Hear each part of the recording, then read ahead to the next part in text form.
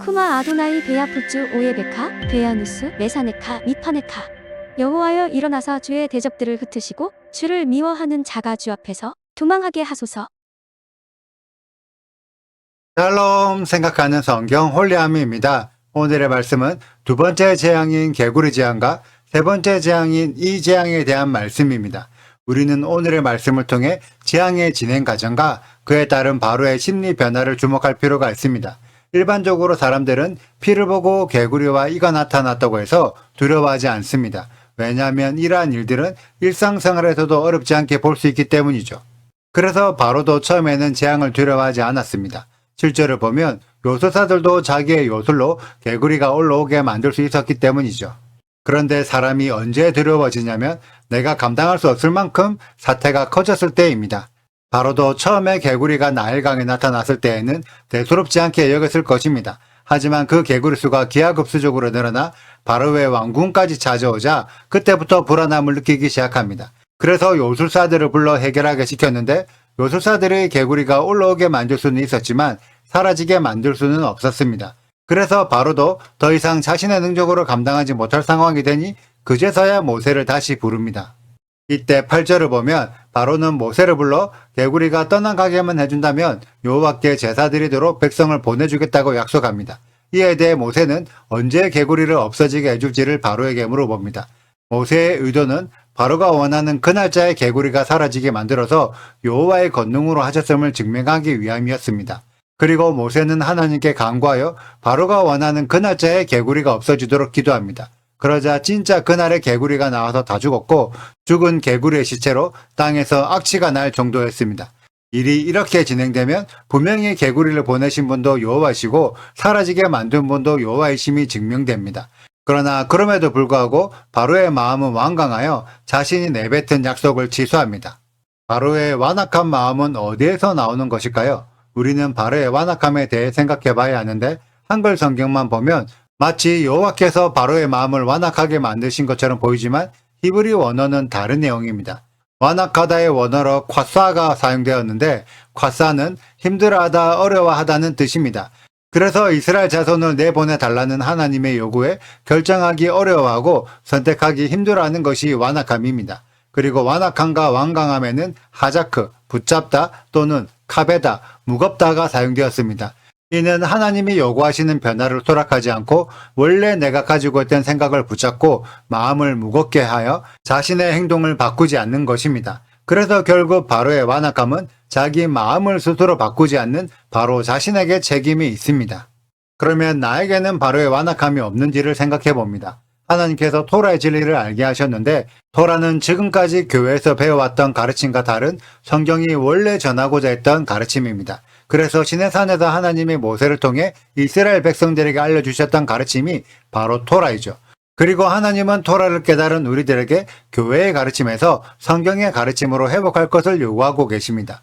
저는 토라를 배우고 나서 감사함으로 많은 부분을 바꾸었지만 내 안에 여전히 예전에 배웠던 생각을 고수하고 있는 부분도 많습니다. 이러한 부분은 내가 바꿔야 한다는 것을 알면서도 나 스스로 바꾸지 못하고 있는 것이 나의 완악함이라고 할 수 있죠. 이제는 바로의 완악함이 어디에서 나오는지를 알았으니 내 마음 안에 완악함과 완강함을 내려놓고 견고한 생각의 틀을 부수어 불순종하는 바로에서 순종하는 모세로 거듭나는 우리 홀리아미 가족들이 되시길 기도하고 소망합니다. 그리고 이러한 내 마음의 완악함을 이해하신다면 우리들은 바로와 요술사들의 교만함에 대해서도 생각해 봐야 합니다. 요술사들은 하나님의 권능처럼 지팡이가 뱀이 되게 하고 물이 피가 되고 개구리가 올라오게 하는 것을 자신의 요술로 흉내냅니다. 그러나 개구리가 없어지게 하는 것보다는 흉내낼 수 없었죠. 그런데 이러한 요술은 지금도 과학과 기술이란 이름으로 만연해 있습니다. 지팡이가 뱀이 되는 것처럼 보이는 착시나 홀로그램을 통한 상황 왜곡, 물이 피가 되는 형질의 변화와 DNA 변형, 개구리를 올라오게 만드는 생물의 행동 유도와 뇌파 조정 등은 현재에도 일어나고 있는 요술들입니다.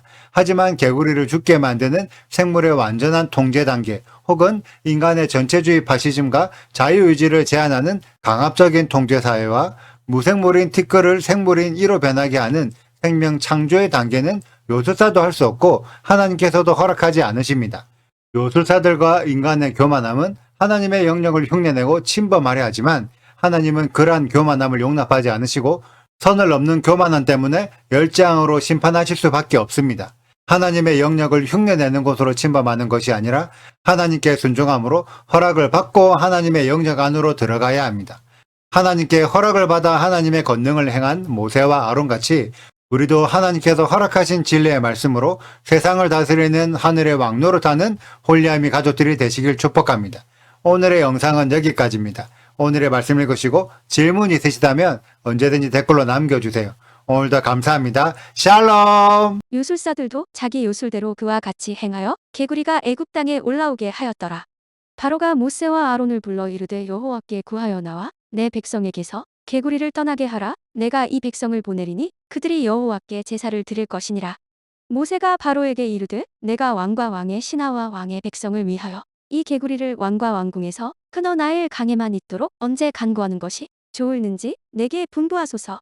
그가 이르되 내일이니라. 모세가 이르되 왕의 말씀대로 하여 왕에게 우리 하나님 여호와와 같은 이가 없는 줄을 알게 하리니 개구리가 왕과 왕궁과 왕의 신하와 왕의 백성을 떠나서 나일 강에만 있으리이다 하고 모세와 아론이 바로를 떠나 나가서 바로에게 내리신 개구리에 대하여 모세가 여호와께 간구하매 여호와께서 모세의 말대로 하시니 개구리가 집과 마당과 밭에서부터 나와서 죽은지라. 사람들이 모아 무더기로 쌓으니 땅에서 악취가 나더라.